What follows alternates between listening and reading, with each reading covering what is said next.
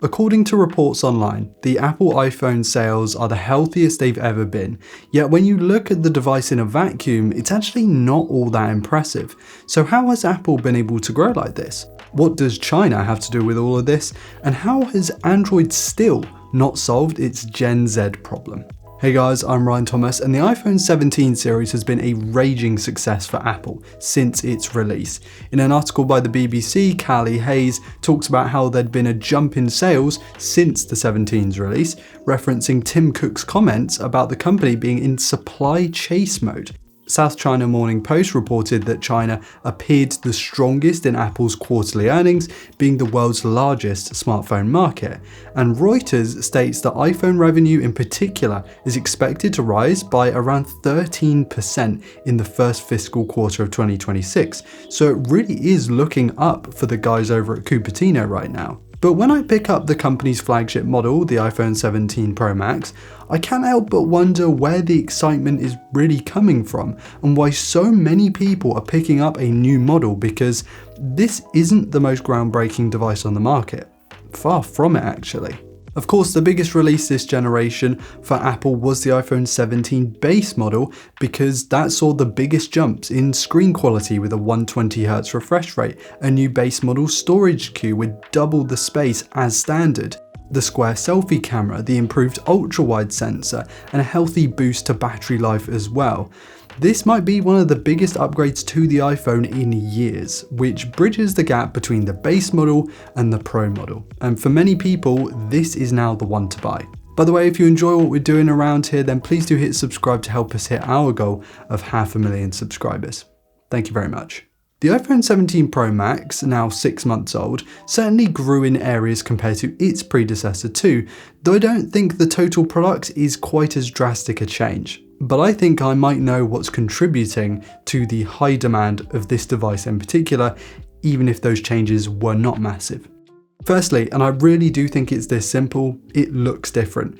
Yes, you can tell that it has the Apple DNA in it, the bold new colours, the super ugly forehead thing that's going on, and even the styling of the liquid glass interface. Yeah, I think people are seeing this and going, well, I want that one because it looks like the new iPhone. My one looks outdated now. Because iPhones up until this have remained pretty much the same visually, and if someone with an iPhone 12 Pro Max was holding out for a reason to upgrade, this stands out. Even if it might not be a massive change under the hood, it visually is a big departure. And that carries over to software as well, that has been very similar looking for the last decade.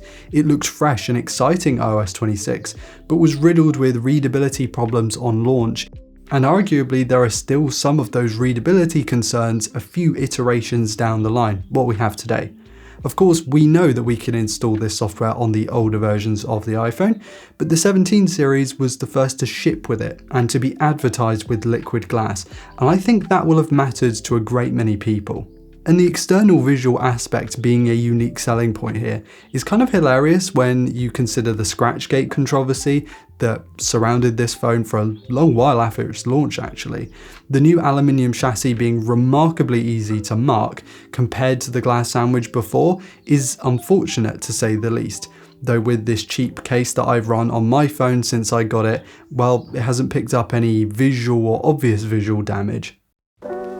Next up, I believe to be the battery life and charging. Our brain-rotten, terminally online society always wants more screen time from their phone, and the iPhone 17 Pro Max delivers that with not only a bump in raw battery capacity, though not with a silicon carbon cell just yet, but even if you went eSIM or physical SIM, there's just better longevity across the board. It also received a healthy bump in top-up times, bringing down a 50% charge to 20 minutes instead of 30, despite the actually bigger physical battery. Now, to those of you who have always used a OnePlus or a Xiaomi phone, that probably doesn't sound too impressive, 50% in 20 minutes, but to the majority of iPhone users, that will be a significant jump in speed and something that actually users can appreciate because it's not just a technical spec. Now, this next upgrade made people really excited at launch and maybe still has people hyped on the phone, but in my testing it wasn't a massive upgrade at all, and that is the new 48 megapixel telephoto camera, bumped from a 12 megapixel 5 times to a 48 megapixel 4 times. I pitted this directly head to head with the Pixel 10 Pro XL and the Galaxy S25 Ultra, so I believe those to be the closest competitors, and it actually struggled pretty bad, like particularly in detail where images just came out insanely soft compared to the competition. And now I know the iPhone's telephoto cameras have been a contentious point for some time now, but I don't think I'd call these a fix for those issues at all. Maybe a slight improvement, but not only does this phone cap out at 40 times in the long range shots versus 100 times in most others, but the outputs are hardly dazzling display of quality either, are they? And the actual upgrade, the ProRes RAW recording modes with OpenGate support, won't matter to 99.9% of users anyway. The same thing with the ProRes log. I mean, the technical quality of these modes is just insanely impressive. The workflow for any real editing suite is fantastic as well, but who realistically is going to use those? Because the truth is, Android hasn't solved its Gen Z problem.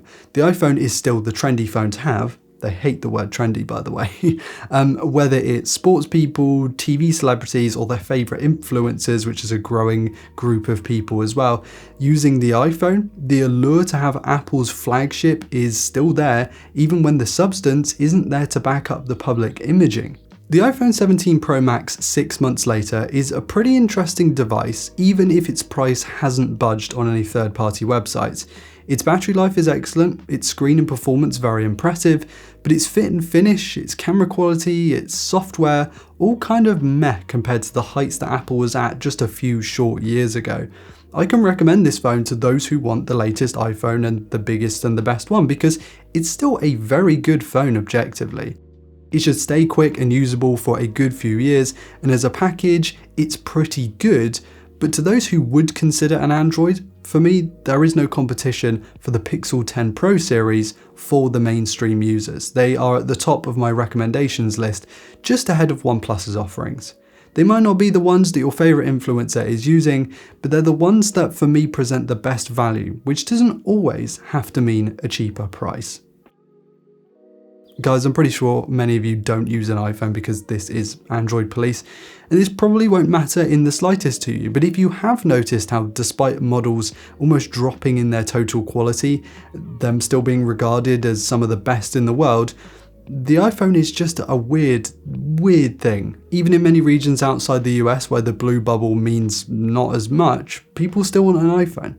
So let me know your thoughts on this situation in the comment section, and whilst you're down there, be sure to hit like if you enjoyed today's content and subscribe to never miss another upload.